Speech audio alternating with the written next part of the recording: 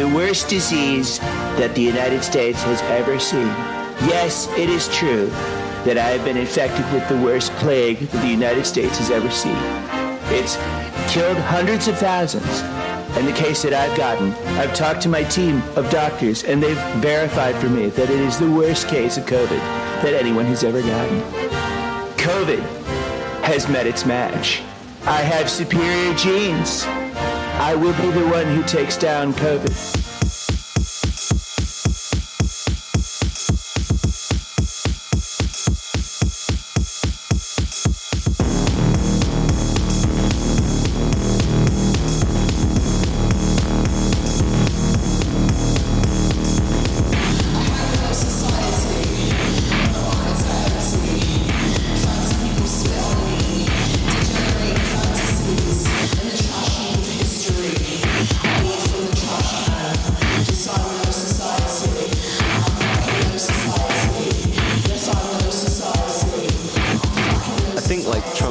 COVID is like one of those battles that he's going to build up like the Tyson comeback. Like it's going to be like he's really like he's oh, I'm fighting the worst thing ever, and I beat it. I'm going to be the guy that beats like the king, the fucking biggest fighter. Yes, exactly. And it's just going to be like, and everyone's waiting for I guess this was like the thing everyone was waiting for as much as Tyson coming back was the inevitability of Trump getting COVID and being able to be like, oh, now he's got to fight this fucking disease. At the debate, he was all talking about how, he wears a mask sometimes.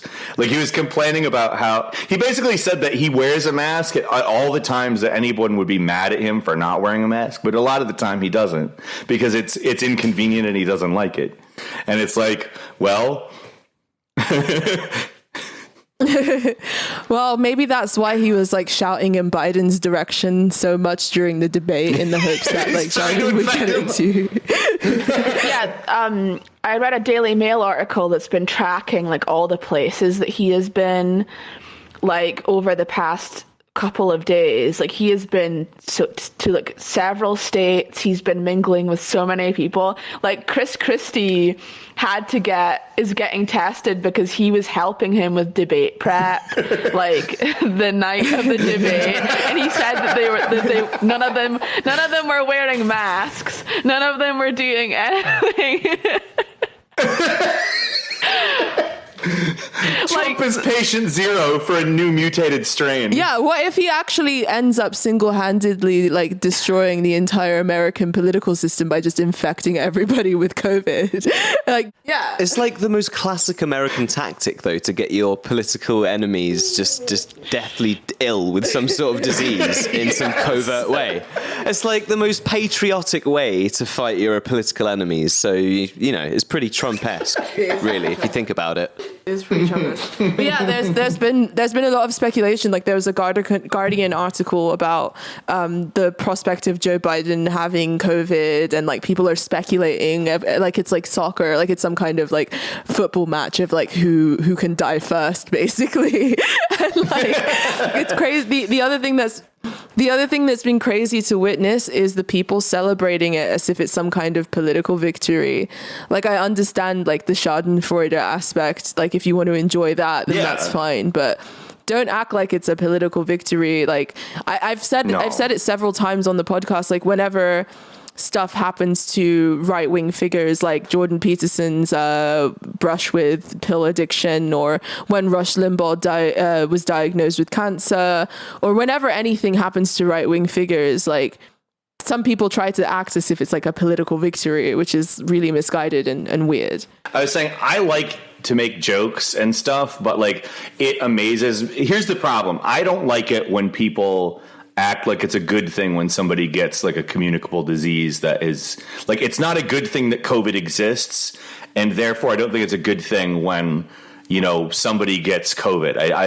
It's the same thing with cancer, for instance. Like when people celebrate somebody getting cancer with like the Rush Limbaugh thing, like I don't think that it's good he got cancer. I think that he probably could have smoked less cigars and that might have helped him along with that. But I don't think it's good that he got cancer. It's like having that feeling of like, oh yeah, Ayn Rand should have had absolutely no social care and died in like absolute poverty or whatever because of all the things that she wrote about. It's like, well, I mean, she still was a human being and an old woman, so should she have like died in absolute squalor? I mean, she. It's like you still wouldn't wish that upon your own grandmother. So why would you want to wish that upon someone else? So at the end of the day, even if they do believe in these horrible things, ideally you want it not to happen. Yeah, it's sort of like, oh, well, that's what she advocated for. So it's a good thing that she suffered by the means of which she advocated for. And then at the same time, it's like, well, wouldn't it have been even better that she would have proven wrong and like society had fucking like taken care of her and like and do you know what I mean? We'd have built that sort of medical kind of infrastructure to have disproven that fucking point entirely. Like, and it's like the people who are like Medicare for all would give healthcare to like racists and bigots and stuff, and like complaining about that as like a thing that is a detriment to Medicare for all. It's like, no, the point is to provide healthcare for everyone. Like that should not be something that you're worried about, whether you have stupid social opinions or not. Yeah, well, I'm not even making a moral argument about it. Like, I'm just saying it's not a political victory, you know? Like, that's the thing is people sort of treat it as if it's like saying you're immoral for finding joy in someone's misery. And I'm like, that's your business. I don't care if you find joy in someone's misery. In fact, there are many times where I find joy in other people's misery, but I don't think that it's a political win. A lot of this stuff kind of comes from a place of political impotence because the left has been so ineffective in so many different places. People are they're sort of sending COVID vibes out. They feel like sending COVID vibes out into the universe is what's going to they're trying get to rid manifest, of their political they're trying to manifest COVID. They're vibrating at a COVID frequency literally. And they're trying to manifest it. Literally. There was a tweet. I saw a tweet this morning from some lib saying it looks like RBG argued her first case against God, like towards God. Like, they really, God. Yeah. It's so cringe. And here's the thing. God, my fucking insides. I don't like that. They really think that Trump dying is going to solve their issues. They don't seem to understand that if Trump died, all that would happen is that Pence would probably be the one running, and it would turn into a martyr situation fairly quickly. Like the MAGA crowd wouldn't suddenly dissipate just because Trump is no longer there. They would just transfer that onto Pence because the whole MAGA thing. They would skillfully be able to market that like, oh, Trump died, he's a martyr, you know, we need to carry on his vision. Like, it would be powerful. Yes. Yeah. It's crazy though, because the people tried to kind of make the same argument about Margaret Thatcher, and they were like, well, she's dead and I piss on her grave every year. And I'm like, listen, mate, she was one of the chief architects of neoliberalism. Yeah, the bitch is 6 feet under, but like we're still living in the world that was like created by her, and a lot of the policies that she put through and the ideology that she supported is what's basically the engine behind everything that's happening right now. So, you know, it's like win political victories, like actually win political victories. And like, it's not just about civility. A lot of the people are like, well, the right isn't civil. And it's like, the right has a lot of political power in order to back up their incivility. We don't. So it just looks like impotence, in my opinion. Absolutely.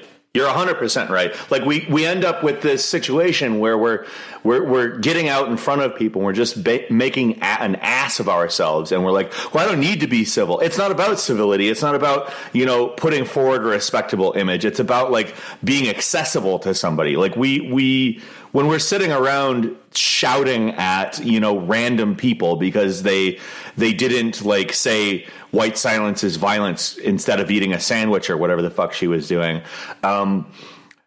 Like that isn't like, we don't need to worry about respectability in that situation. We need to worry about like, if we look like a hostile force that is like attacking normal people. And that's what we look like most of the time, because we're never actually going after systems of power. We're always sniping at like, either individuals in power, which is at least, it's adjacent to power at least. But a lot of the time we're snipping at like random people that are saying something on Twitter or that were on the news because they were in a weird place or did something stupid. Like that one lady who kept painting over the Black Lives Matter thing, and like, it's just some dumb lady. Like, who cares? Yeah. Like, it's not, there's no power in that whatsoever. It's not something that we need to care about, and putting attention towards it. It's not just about civility. It's about, we're going after somebody with no real power, and we're focusing all of our energy on that. Well, Michael Brooks used to say, be kind to individuals and criticize institutions, which I think I think that's correct. Like, I feel like, you know, like focusing your ire and your cruelty on individuals instead of the system is ultimately just fruitless. And I think, like, when we're talking about Trump, that's like a big thing where it's like people are taking out all their anger and hate towards, I guess, like the Republican Party and everything that is going on politically, and they're projecting it onto Trump and acting as though him dying is going to be justice in some way. Like, yeah, it's kind of strange. I saw someone make a point on Twitter that it's sort of like, it's basically like people are arguing death penalty for Trump, which is basically true. Yeah, like it's true. It's 100% true. And I mean, even then it's crazy because it's like this Eckhart Tolle saying where he basically said that people who do this sort of thing are like impotent, like gods basically, and they are upset that they willed into the universe, yet it was not. And like it's really silly because Trump is a symptom. He's not the overall disease, but these sorts of liberals are personality cultists at the end of the day. And it's all about which side of which personality cult you're on to them. They sort of create these effigies of hate that they project all of their alienation onto. And these effigies oftentimes are only symptomatic of the overall systemic issues. That doesn't mean that Trump isn't someone who we support. We don't support Trump. I also agree that he's done a lot of terrible stuff. But at the end of the day, I'm not going to create an effigy of hate out of one individual, even if it's one powerful individual. Those powerful individuals are still subject to the same system, and they're still using the apparatuses of that system too, which is why being a personality cultist doesn't make any sense, whether it be fandom for or like, you know, a hate fandom against. It's silly. Yeah. And on top of that, there's kind of a personal responsibility argument where, you know, Trump and his administration has not handled COVID well at all. But I fear a little bit that in him getting it, if he overcomes it, it may end up via the idea of personal responsibility, sort of obscuring the fact that his administration has kind of bungled the handling. It may. I think in some ways, like if he personally beats COVID, then maybe as a president, he also beat COVID, if that makes sense. Yeah. But even then, if you want to look at the other side of the pond, in our great nation of the United Kingdom, Boris Johnson also got COVID. And there were a lot of liberals that were like, yeah, we hope he dies and stuff like that. And he recovered, and NHS nurses looked after him. Yet he still went back to the same sort of personal responsibility arguments. Same thing with Bolsonaro. Like a bunch of, you know, the bad guys on the political stage have gotten coronavirus and not died from it, and they've gone right back to doing the very thing that these people are upset about. I think that we should be organizing power in order to fight our political opponents rather than sitting around doing hexes like Tumblr witches, because that's basically what is going on. We hex Boris Johnson, we hex Donald Trump, we hexed up Bolsonaro, and none of them died from COVID. Not one of them. And the thing is, it's because they get the best care. Like, yes, they're old people and they're probably at higher risk than a lot of other people. But out of all of the Out of all of the elderly people who could get COVID, they're by far the most likely to survive because they're the leaders of fucking countries. They're going to get the best possible care. They're going to get prioritized in hospitals. They're going to. It's just like. It's not going to be like, even if you're rooting for it, like it's probably not going to happen. Hasn't Trump been pumping himself full of hydroxychloroquine for the past fucking 6 months anyway? Like, he's going to be over this thing in fucking no time. He's probably been eating pennies and zinc and like all sorts of shit. It's just from like fucking the things that he's read on like QAnon boards. Like, I reckon that he probably does actually read some of those like boards because he likes to read about himself. Like, he's just like, oh, they're talking about me. A lot of what he says during the course of a day, I feel like he is repeating stuff that people have tweeted at him throughout the day. What do you guys actually think would happen if both Joe Biden and Trump were diagnosed with COVID? Like, if in a few hours it's on the news that Joe Biden also has COVID, like, what do you guys think would result? Well, if they don't die, I think Joe Biden might die. I think he's a very weak old man. I think that as much as I probably think Trump isn't like the healthiest person that's ever existed, Joe Biden, I feel, is like frail as shit. So I don't know what you're talking about, die. Peter. I've watched nothing but 2 months of adverts of Joe Biden running and doing lots of healthy man activities for like out and about. So to me, he seems like a very with it and capable young almost man. hitting somebody with a car. Yeah, like that. I can drive so good, man. I got my Corvette, and I'm gonna drive. And oh my God, that's not how it works. Whatever, man. Oh my God. But I think like that's kind of the debate definitely proved that even Joe Rogan on a 4-hour, podcast couldn't contain those two. Like, I think that was worse than when you watch like Alex Jones and Eddie Bravo, like on Joe Rogan, and they're talking about like the governor keeping babies alive for like fucking whatever, like some crazy like late abortion shit Alex Jones was going on about. And like Eddie Bravo is like obviously not agreeing with him, and they're just screaming at each other. Even that was more intelligible than the fucking debate, and even that it was more fucking interesting and entertaining. So like I don't know like how even if Joe Rogan had them on, how he would actually be able to stop the fucking constant like over talking and fucking bullshit and just like ridiculousness of it, because even his most ridiculous guests give each other the time to fucking speak in some regard. Well, it's because everything has turned into Twitter now, basically. Like, and that's the thing that people don't understand, is that Trump is sort of a master manipulator of these sort of social media trends. And he has, he's mimetically infected the culture, basically, with that sort of expectation of all media. And like, that's the thing. Even CNN was acting ratchet after, like, all the people who were like respectable, quote unquote, were acting ratchet after the debate. And ratchetness is now the norm, basically. Like, people were like, what about the decorum and the civility? It's like, that's gone. Like, it's not just Trump. Again, Trump is a symptom, not the issue. I mean, the social media trends, the way that it's affected news, the way that it's the metrics have affected discourse as well. This is the end result of that. It's the end result of the way that these sort of metrics have infected the discourse. So why are people saying they need a return to civility? Because the only way that can happen is if we return to a healthy discourse. And the only way that can happen is if we actually take hold of some of these metrics. The only way that it can happen is if Trump dies, is if the cheater is taken out of the White House.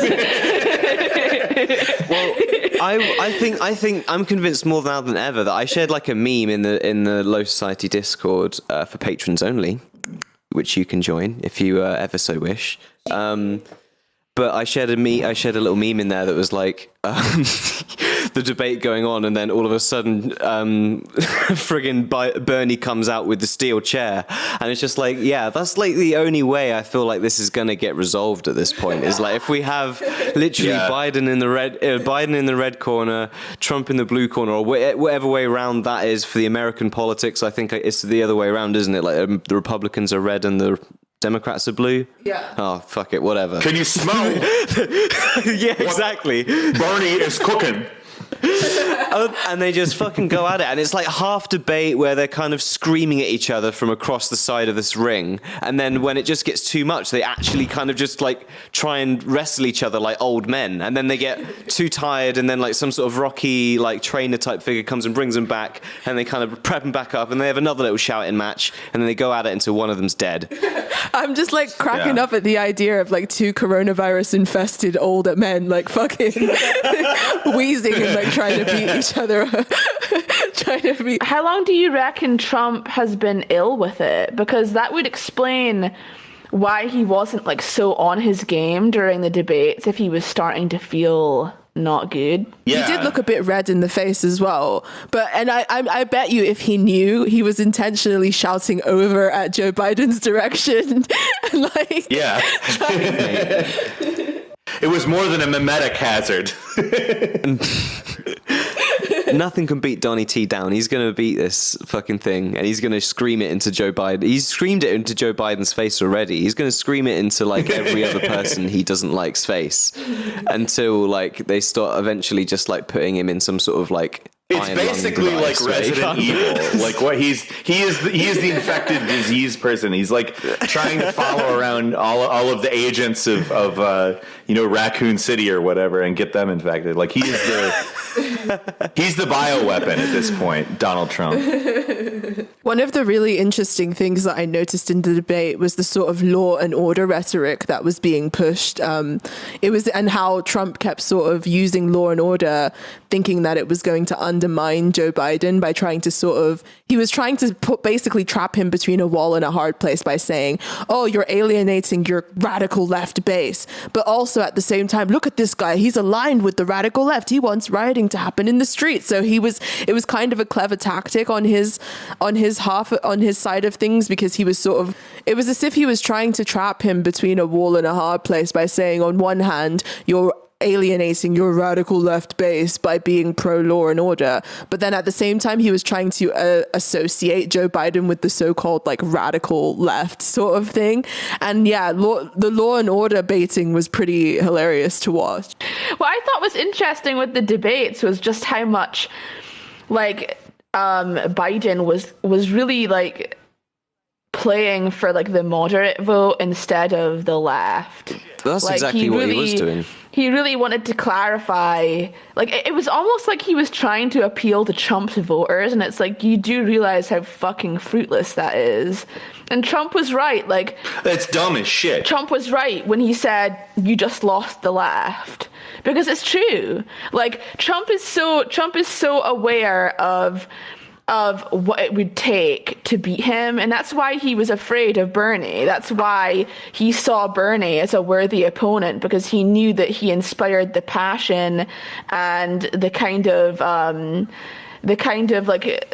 like Bernie, like in terms of all the protests and stuff that were happening this year, that's not fucking Biden protests. That's the people doing that shit. I guess like the Antifa people. Those aren't Biden voters. And like Biden does not represent in any way like the Bernie voter base. And it's he's actively even against them.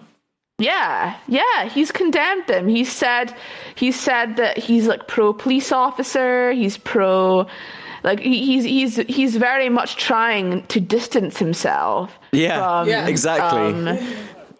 No, this. so it was that's the point where I was like, well, it's obvious that he's literally trying to blag Trump voters at this point. He's not even trying to appeal to anyone like that was passionate about the Democratic election, or like a Democratic primary and stuff. So somebody who wants an alternative, it's just fucking insane that he's like it's so obvious when people want a contrast, an alternative, and it's just like, no, we're just going to go back to before Trump, as if that's fucking possible. Like, and the thing is, all of the things that, like the kids in cages shit that started during the administration Joe Biden was a fucking part of. Like, so many of the apparatuses that Trump is utilizing were set up during the Obama administration, and it's just like, how do you think like going back to normal is really that much better? Like, yeah, there's more decorum, but like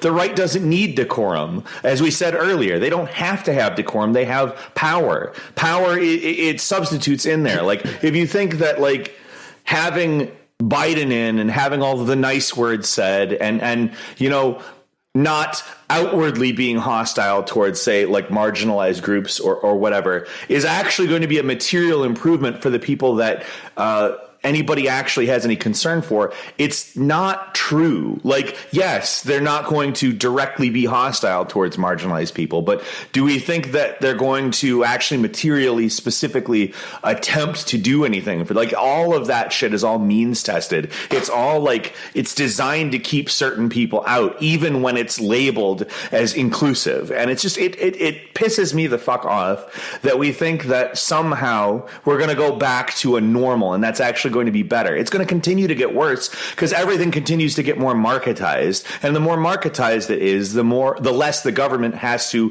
pretend that it actually gives a shit.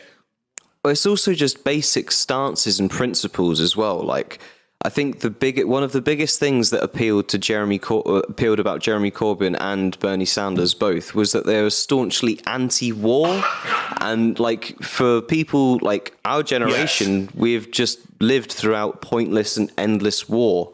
So to hear like someone actually have that anti-war sentiment was like a really big proponent of why I think people would even take them as a serious like opposition seriously.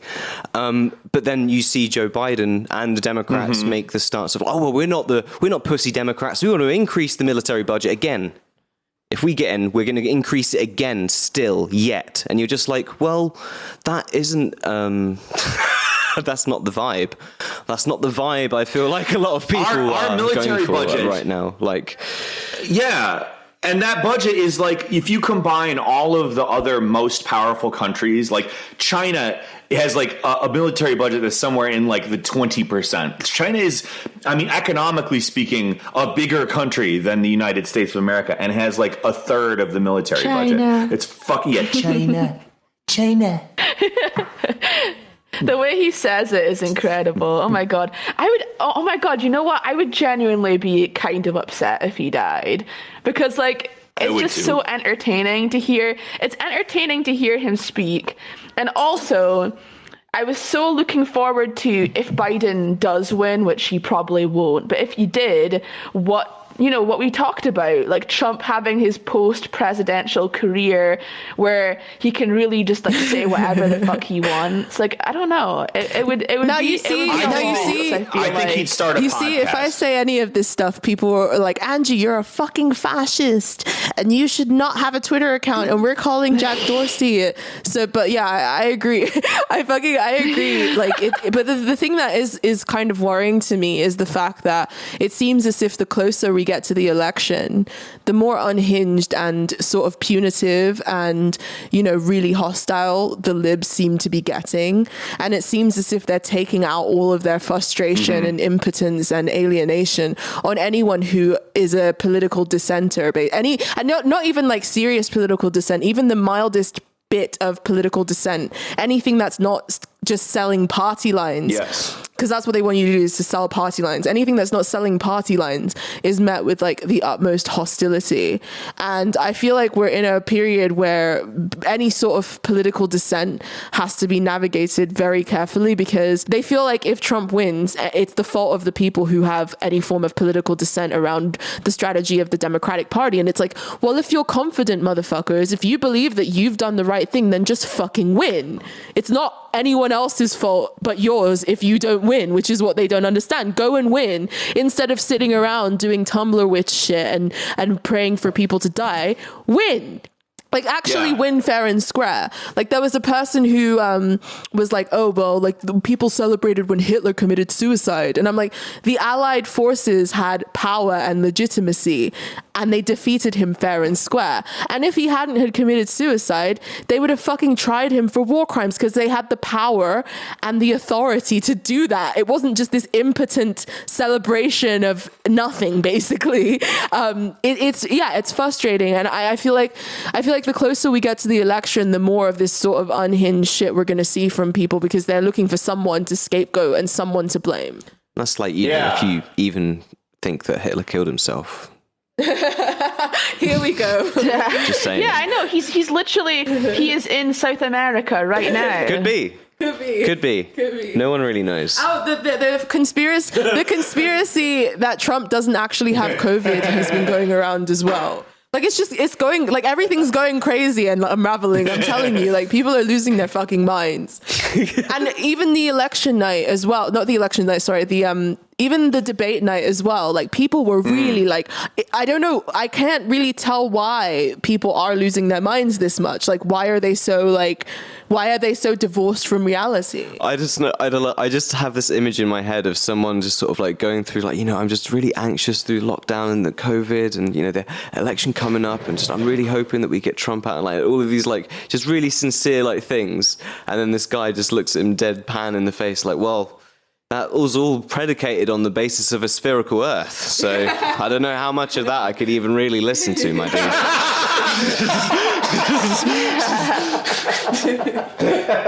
Well, yeah. Oh, there's going to be conspiracies. You have to look at the curvature. There's going to be conspiracies. Being on an airplane.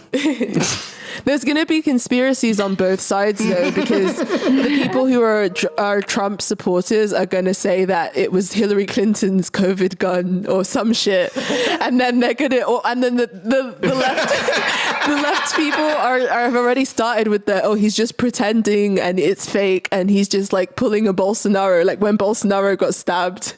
Which I still to this day believe was like fake. I still to this day believe was fake, but I don't think that he doesn't have COVID. I think that's getting into some. I think that out of the people who you would think would have COVID, he's one of the more likely people. Yeah. Honestly, he's so not careful about anything. No. It's. I'm actually shocked it took this long for him to get COVID. No. And didn't they test everybody before they let the debate go down? Like it just seems a bit fishy to me because I thought they would have tested. I'm guessing they tested everybody but the two people involved. Wow.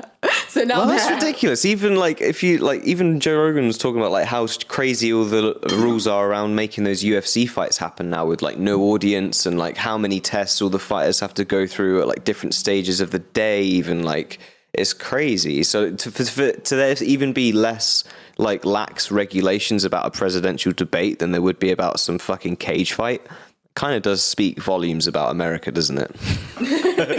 Well, it basically it does, doesn't it? It very much does. Basically was a COVID UFC like fucking fight at the end of the day. That's basically.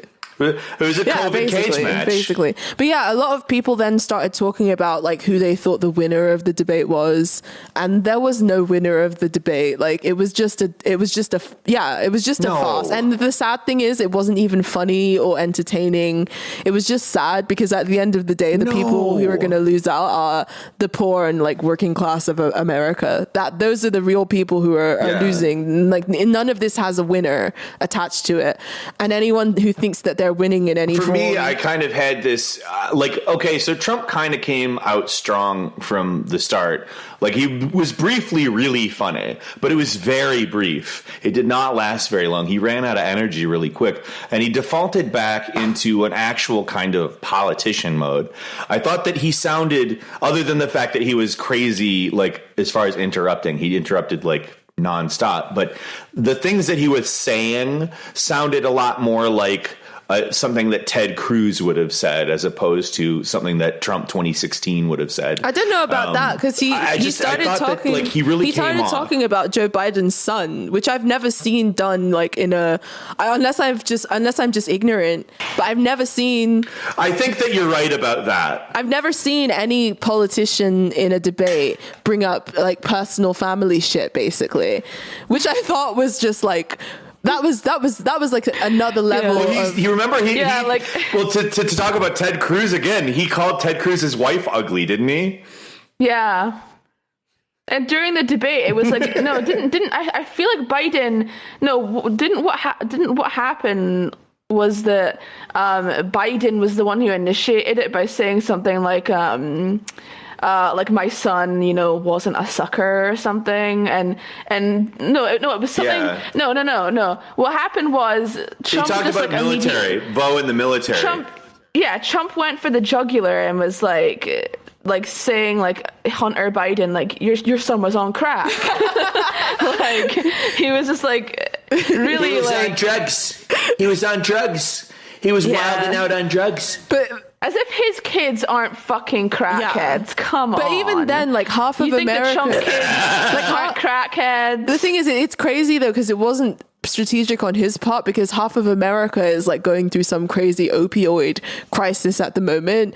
So it kind of made him, yeah, exactly. And that's the thing, is like I feel like in that sense, Trump is almost like a dog with a bone. He was sort of singularly focused on yelling at Joe Biden, and he sort of forgot to address the American people, quote unquote. But there were certain times where he did look into the camera and say things to the audience, but they were always flippant. But then Joe Biden kind of gave me televangelist vibes throughout the whole thing, because he kept looking at the camera and making these like come to Jesus appeals.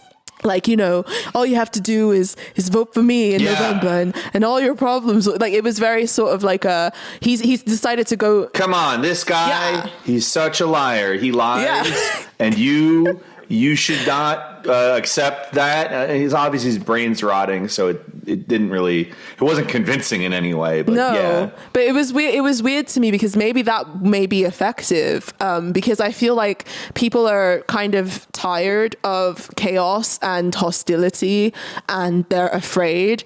And I feel like Trump tried to do what he did in 2016 here, which may not work to his advantage, because people are weary of chaos and they want something that's going to make them feel like they have some form of peace and control, which is there's a pandemic going on. If he was smart, he would have tried to project that kind of authority rather than sort of be like, I am the chaos. I am the fucking, maybe I am the danger. Yeah. He went like full on Walter White. So maybe it may not work to his advantage. We'll just have to wait and see. But then again, this is America we're talking about.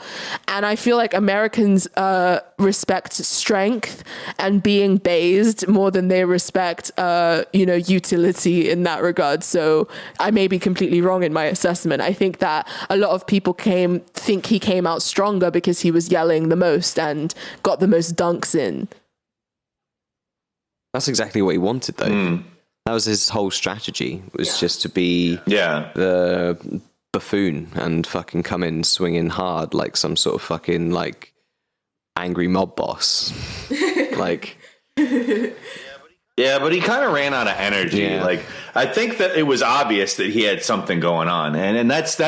I think it's interesting that only a couple days later he gets diagnosed with COVID, because I do think that it was obvious something was going on. Because I remember going like, he came out so strong, but like it seemed like he was running on fumes, because it stopped being funny really quick and it just turned into a sad thing, and it's like. That doesn't happen with him usually. Like, he's pretty funny even when you're like, wow, this is a horrible person. Yeah. This year is just so bizarre at the end of the day that not much else can really faze me at this point. I'm just sort of happy to have my health, and happy that it's almost the end of the year and that I'm still and I'm happy that we're all still here and that this whole thing is still going on. Like, those are the sorts of victories in your life that you should celebrate to get through these hard times, because if your mental state is hinged upon the electoral political arena, then you're just just asking to make yourself crazy. And I saw quite a few people saying stuff like, oh, Trump's getting COVID cured my depression. And I'm like, do you really have that little going on in your life? Do you really... Yeah, is that yeah, exactly. Like, is your life so good that really all you needed was Donald Trump, who he's going to continue doing exactly what he did without COVID. All you needed was for him to have COVID, and that's like, you're probably not the person in the most dire situation then. No. Or if you are, like, you really have bad priorities. Yeah. It's crazy to me, but we're just gonna have to wait and see like what happens come November. But I'm just waiting for this shit to be over. Because again, the amount of hostility that's in the atmosphere right now because of this election, I'm waiting for it to, or I don't know, maybe it will ramp up depending on what happens. It's just, yeah. Do you know what I see as like worst case scenario, like, Trump wins, all the PlayStation and Xbox pre-orders that everyone's waiting for Christmas and on release day are going to get postponed because of COVID and restrictions and shipping and all of this stuff. Everyone's going to just be miserable and poor and like angry and have like, and then there's going to be some sort, I don't know, maybe Christmas will chill people out. And then the New Year's, it will be like, all right, fresh start. Come on, let's fucking knock over this Christmas hangover and let's like kick everyone out and let's restart society. This is fucking crazy. What are we doing? But I don't know. I feel like it's only going to get worse. Elaborate. Yeah. Honestly, like I feel like with the election coming up and everything, like everyone's just gonna become even more insane. Like especially if, like, let's say like Trump gets better and he recovers fully and he wins and he's got the second term. I feel like it's gonna fucking. I feel like a lot of people are just gonna be fucking hamster wheeling with anxiety. Like, but it's already happening. Like, with what Trump said at the debate, the whole stand back and stand by thing in regards to the Proud Boys. I've seen so many people. I've had people in my DMs having like anxiety attacks, like, oh my God, like, civil war is going to happen. Oh my God, the end is nigh. Like, honestly, like, I really wish that Christmas would chill people out. Like, I would certainly hope so. But it seems to me. It seems as if the Democrats, I was just going to say, it seems as if the Democrats and the sort of liberals, some of them seem to be gunning for civil war as well. Like, from what I've also seen, they seem to think that, it's time for them to like rise up in that regard. And a lot of them also welcome the idea of being able to sort of fight outside of the traditional political arena in that regard. They sort of feel that by allowing violence to spill out into the streets. I mean, even Hillary Clinton said, she did a tweet a few weeks ago where she said that if Biden loses, he shouldn't concede to Trump, basically. So yeah, maybe in that regard, you're right that it wouldn't just be a clear-cut sort of case of either side, accepting the reality of whatever the fuck's going to happen. What's so irritating? It's either going to be the right wing. If the Democrats are going to take to the streets, like if, for instance, like Trump doesn't leave office or something, and the Democrats decide, oh, I guess it's time for a revolution. You know what the Democrat revolution is going to fucking be? To like reinstate Obama as God King or some shit. Because that would be fucking... it would be nothing. They would literally do a revolution for nothing. Yeah. Just like when they go on worker strikes, it's to get podcasts censored, basically. That's what the fucking employees at Spotify basically think of. Yeah, exactly. Exactly. They go on worker strikes at fucking Spotify to get Joe Rogan censored. Openly saying, like, fucking that's censor. That's crazy. It was funny. He addressed it on the last episode with Tim Dillon that was like really funny. But like no one's like reached. He just said like no one's reached out to me about it. Like I haven't heard a word from Spotify. Like and he's just reading he's just like reading all this stuff of like there's been over 30 meetings with Joe Rogan's name like around this like whole fucking issue in the title of these meetings, and like he was just like, I've had no word, and no one is gonna tell me who I'm not going to have on my podcast. And he made the joke about obviously Miley Cyrus being on, and then everyone being like, oh, Spotify made you have Miley Cyrus on. It's just like, no, it's just because I like Miley Cyrus, which is, fair enough. But it's just, it's crazy. I think it was obvious he likes Miley Cyrus from those clips exactly. of it. So I mean, people just read fucking way too much into. People just read way much into it. He was being pervy granddad for Miley Cyrus, wasn't he? I saw those clips. Yeah, he was like, was very tell me more pervy. about that girl. And it was like, oh my God, you're like 50. Stop it. As part of his humor, though, like, Oh my god! especially, Yeah. Oh my god! Wait, like, wait. yeah. Well, what was it that he said again? He was like, oh, you need a good workout. You need a workout routine that exhausts you, leaves you sweating. And she tried to divert it And he by said, saying, you need somebody. Yeah, she tried to divert it by talking about her dog, and he's like, yeah. No, you need a person. You need a person to exhaust you. And it's just like so fucking extra. Amazing. Oh my God, I want Joe Rogan to say that to me, and I wouldn't try to divert it either. I'd just be like, yes, Joe, come and exhaust me. Come to my house. Well, among among other like amazing appearances like that. Oh, it's a delay. This delay's fucking me up, It's like okay, just- really big. it's all good. Sorry, I was just laughing. Say what you want to say. It is starting to fuck me up too. There's only like one other topic I wanted to talk about this week, and it was like watching Tim Dillon on InfoWars, and also just the topic of InfoWars a little bit, because like this not gone away from YouTube. It's on YouTube like every week or whenever the fuck they do a show. It's all just completely recast onto YouTube now, but it's just Alex Jones is not allowed to have a channel.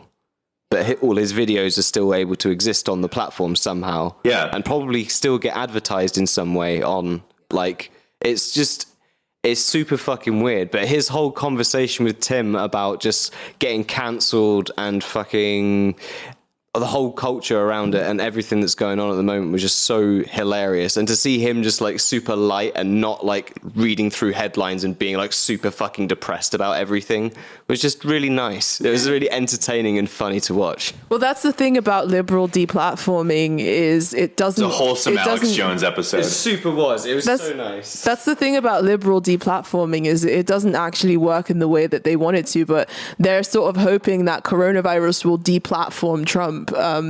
So that's like that's their misguided sort of like fucking bullshit.